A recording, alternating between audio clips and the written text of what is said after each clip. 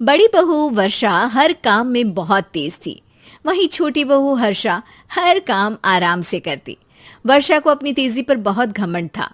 वो बात बात पर हर्षा को ताना मारा करती। एक दिन वर्षा किचन में खाना बना रही होती है और हर्षा से कहती है, देवरानी जी, इतना धीमे धीमे खाना बनाओगी तो लोग भूख से मर जाएंगे। पिछले जन्म में कछुआ थी क्या? मेरा तो पता नहीं, आप बहुत तेज हो। आप पिछले जन्म में घोड़ा थी क्या?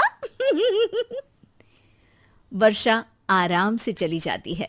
खाना खाने के बाद वर्षा का पति गौतम, हर्षा का पति लोकेश और उनके माता पिता बैठकर टीवी देख रहे होते हैं।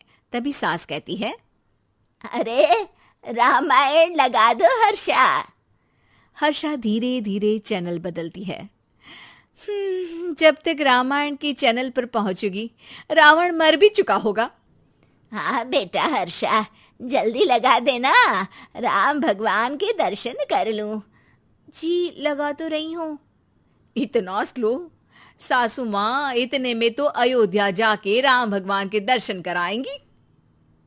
सब वर्षा की बात पर हंसने लगते हैं। वर्षा हर्षा के हाथ से रिमोट लेकर रामायण लगा देती है। हर्षा बुरा नहीं मानती और वो भी हंसते हुए वहां से चली जाती है। एक दिन हर्षा खाना खा रही होती है। तभी वर्षा वहां आके कहती है, अरे कितना धीमे धीमे खा रही हो। इतने में तो शादी में 100 लोग खाना खा लेते। आधे घंटे से खाना खा रही हो तुम। अरे खाने को चबा चबा कर खाना चाहिए। हाँ हाँ, आप तो चबा के भी खाती हो और दबा के भी। अरे आपको मेरे धीरे खाने से दिक्कत है या ज्यादा खाने से? अरे आप धीमे खाओ या ज्यादा खाओ मुझे क्या। बस मैं ये कहने आई थी कि सुबह कुछ मेहमान आ रहे हैं, जल्दी उठ के खाना बना लेना, देर मत करना। साथ में बनाते हैं ना। तुम्हारे साथ बनाऊंगी तो स्पीड को 5वें गियर से पहले गियर पर ले आना पड़ेगा। अरे भाई, तुम्हारे साथ रहकर तो मेरी तेज रफ्तार पर भी असर पड़ेगा और मैं भी तुम्हारी तरह हौले हौले काम करने लगूंगी सब। ठीक है, मैं पराठे बना लूंगी और सब्जी बना लूंगी। आप चपाती बना लेना और दाल बना लेना। हाँ हाँ ठीक है, पर अलग अलग ही बनाएंगे। अगले दिन हर्षा जल्दी उठ के काम करने लगती है और वर्षा सुबह उठ के ये सोच के वापस सो जाती है कि काम तो वो तेज कर ही लेती है। अगर थोड़ी देर सो भी जाएगी तो भी हर्षा से पहले तो काम निपटा ही लेगी।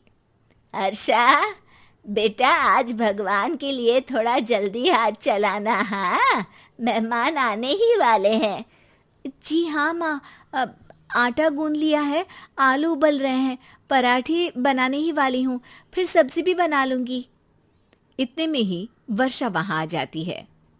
माँ जी, मेरा तो आप टेंशन ही मत लो, अभी उठी हूँ, लेकिन देखना खाना फटाफट राजधानी एक्सप्रेस की स्पीड से बना दूंगी।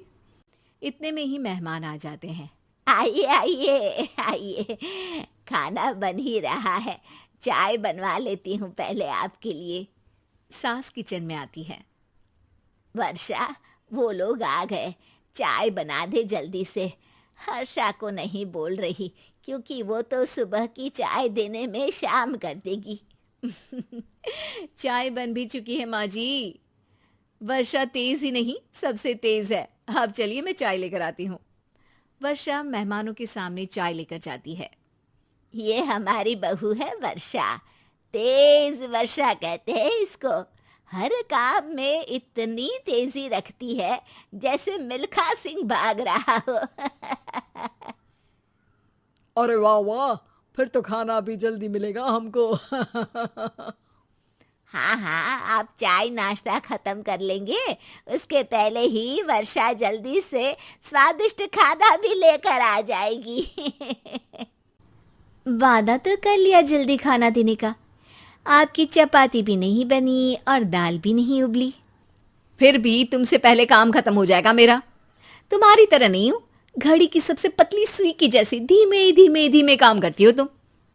बस वर्षा अपने तेज हाथों से दाल कुकर में चढ़ाती है और आटा निकाल के गूंथने लगती है। थोड़ी देर में कुकर की तेज सीटी बजती है और वर्षा का हाथ डोल जाता है। आटे में पानी ज्यादा पड़ जाता है। अरे रे, आटा तो ज्यादा गीला हो गया। वर्षा जब रोटी बेलने लगी तो एक भी रोटी गोल नहीं बन रही थी। कोई रोटी श्रीलंका के नक्शे जैसी थी तो कोई रोटी ऑस्ट्रेलिया के नक्शे जैसी बनती। वर्षा चिढ़ जाती है। कुकर फिर से जोर से सीटी मारता है। सास बाहर से आवाज देती है, वर्षा बेटा, आज स्पीड थोड़ी कम लग रही है। टाइम और लगने वाला हो तो बता दो बेटा। वर्षा को ये बात सुनकर बहुत बुरा लगता है। वो सोचना भी नहीं चाहती थी कि कभी उसकी तेजी पर कोई सवाल उठेगा। वहीं हर्षा धीमे धीमे अपना काम करती रहती है।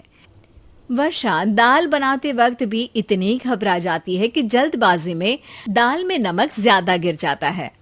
वर्षा का खाना फिर भी हर्षा से जल्दी तो बन जाता है और जब खाना मेहमानों के सामने लगता है तो सब हर्षा के खाने की तारीफ करते हैं।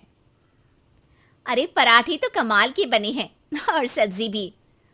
बस दाल में नमक थोड़ा इधर उधर हो गया है। वर्षा को बहुत शर्म आती है और वो नीचे सर करके खड़ी रहती है। तभी हर्षा कहती है, वो ना मैं थोड़ी जल्दबाजी कर गई और नमक ज्यादा हो गया, पर पराठे तो वर्षा भाभी ने ही बनाए हैं, इसीलिए तो अच्छे बने हैं। वर्षा ने कभी नहीं सोचा था कि हर्षा के काम की इतनी तारीफ होगी, लेकिन वो उसका यश वर्षा को दे देगी।